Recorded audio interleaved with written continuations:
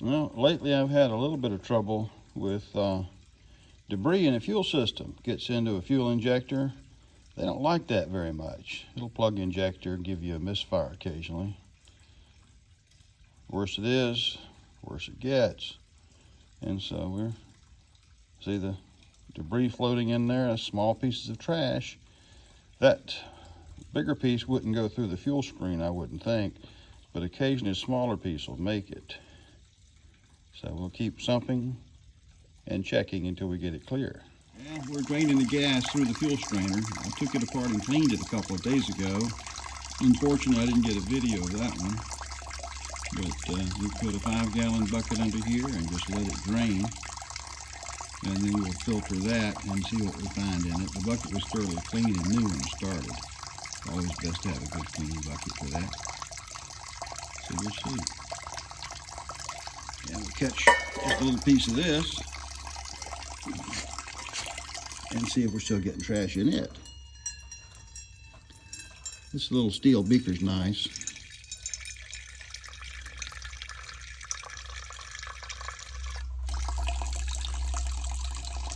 And let's see what we see in here.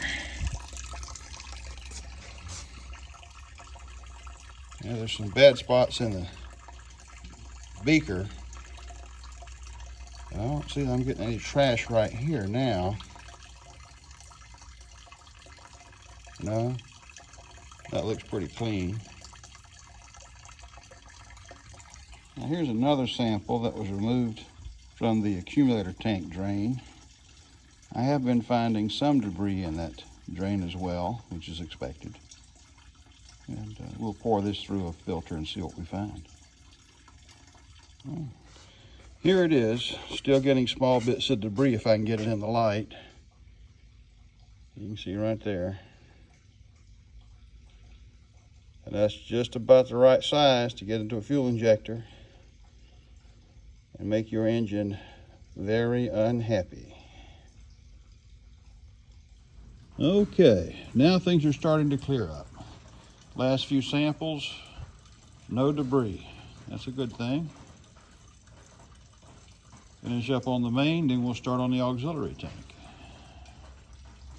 At this point, I have drained about 5 gallons through the fuel strainer and taken samples, multiple samples, probably a gallon or so out of the accumulator tank.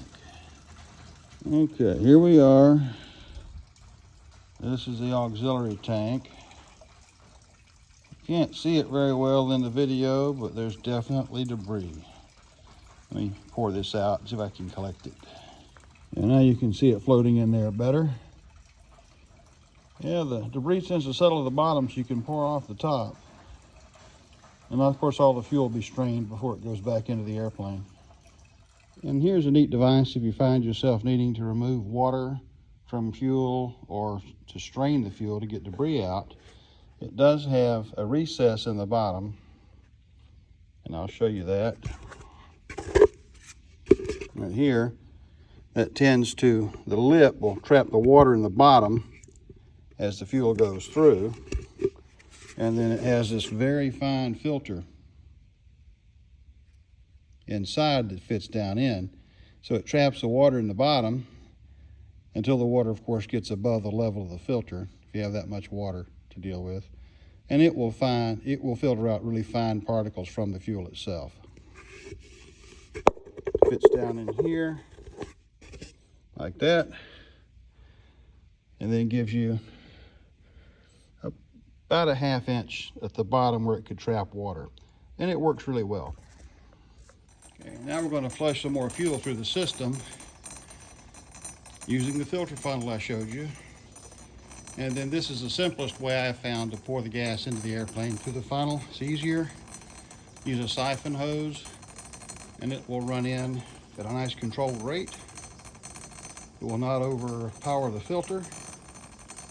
And we'll see what comes out the bottom. All right, now that we have the fuel level in the tank really low, we'll remove the strainer here, which takes a 1 1/4 inch socket, cut the safety wire and remove it. But whatever fuel that is remaining in the tank will come out right now. So if you have, say, 6 gallons of fuel in the tank and a 5-gallon bucket, a gallon's probably going to go on the ground before you can swap buckets. Good luck with that. Okay, we'll cut the safety wire.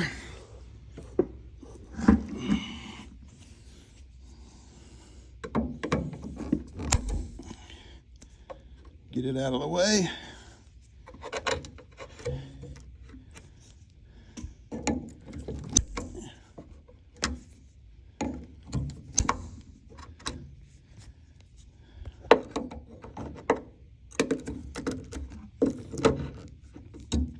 And see if we can get the socket on it.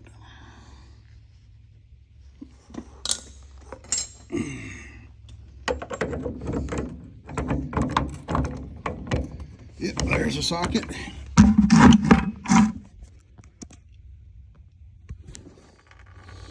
All right, we've cracked the fuel strainer. You can see gas is already coming out.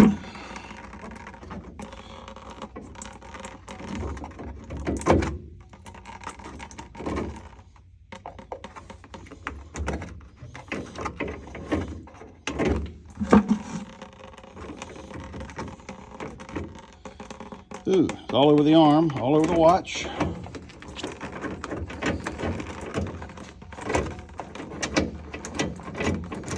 And here we go.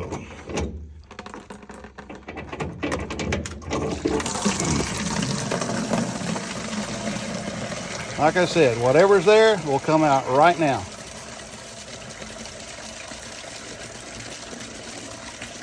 Dangerous? Very much so. Fuel's flammable. Make sure you do this in a moist environment rather than a dry, cold environment, and have yourself some way of discharging any static electricity so that you don't get a spark.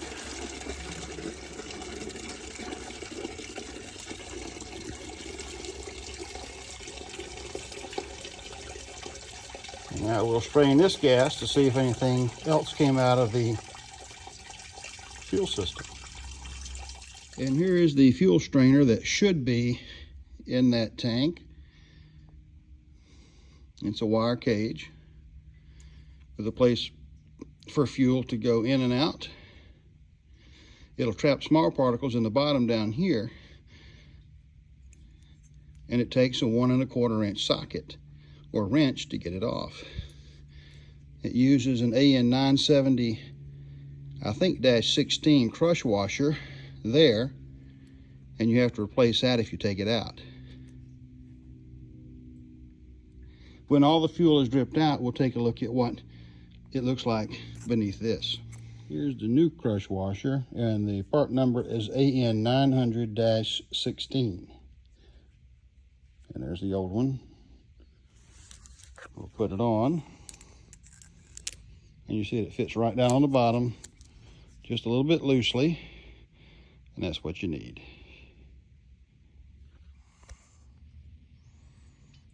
Well, the light's not quite a cooperator. There it is.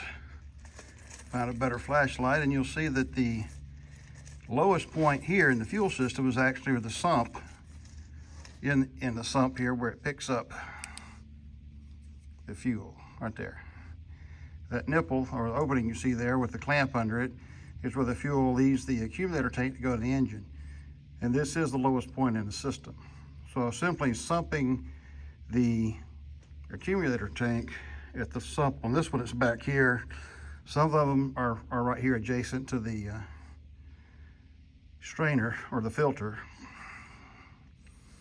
Will not get all of the trash out. That's why I remove this filter, or screen if you will, to let all the fuel out of the bottom with any debris that might still be in it. And now we'll flush some gas through the system to make sure it's purged of any debris that may be remaining in the bottom of the accumulator tank. Well, okay, here we are. And you can see, well, if I can get the glare right, all this that came out of that fuel tank, and that was through the gusher that you saw. So I'm still flushing. We'll see what we wind up with.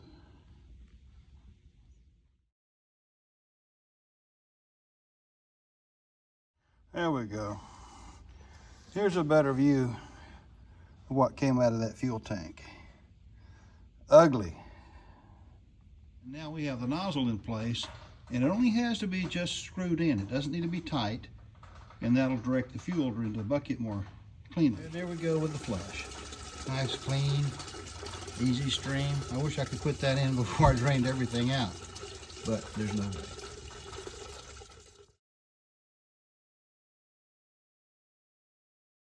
Well, I've run now about 20 gallons through there, 4 at a time, and you can see I'm still getting a little debris, but not nearly as bad as it was. We'll just keep going until we get clean gas back. Well, this is the standard siphon mate. It'll empty a 5-gallon bucket in several minutes. And this is the one you get at the farm supply, the super siphon mate. It'll empty a 5-gallon bucket in just about a minute.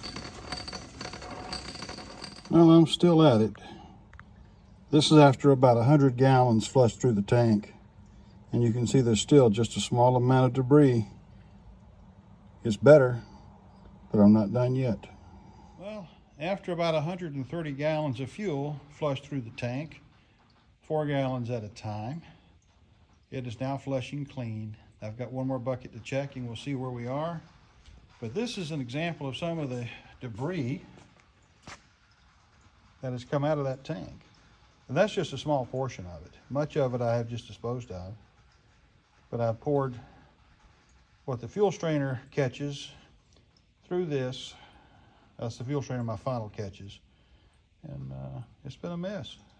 All right, time to put the fuel screen back in. I've got my new AN 900-16 copper crush washer in place, and we'll tighten this puppy up. I've got my big 1.25 inch socket there to tighten her up with, and then we'll safety wire everything. All right, we will remove our pipe plug nipple out of the way here, nozzle if you will, and then we will install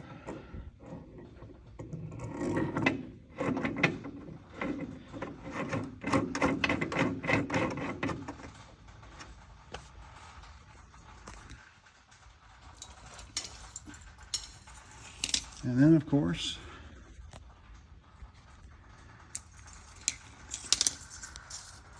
I need this.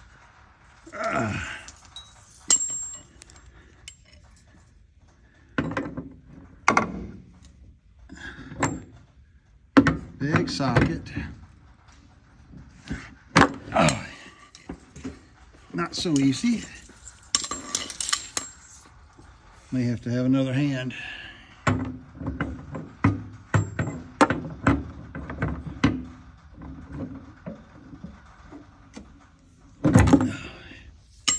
I think that's about tight. Now that the main tank is done, we started on the aux tank and found a bit of a mess. Interesting, when I sumped the aux tank directly at the aux, I would get a little bit of debris, and as I drained the aux tank through the fuel strainer, didn't get anything. But when I removed the fuel screen on the bottom of the tank, boom, here it is. Now this is an Ryan underseat tank, and it has an accumulator tank similar to the main tank. And this is what came out of the accumulator when I drained it. Just to recap, this is the debris that flowed with the fuel from the accumulator tank from the main when I removed that large 3/4 inch straight cut fitting with the strainer on it. And this was after thoroughly sumping through the fuel strainer. Impressive. I flushed about 130 gallons, about 4 gallons at a time, through the main tank and let it flow out through the accumulator tank opening to get this debris cleared. The auxiliary tank did not require quite as much flushing, but I did put about 50 gallons through totally to get it cleared. I kept getting a small amount of debris with each flush on both of the tanks until finally everything came back clear.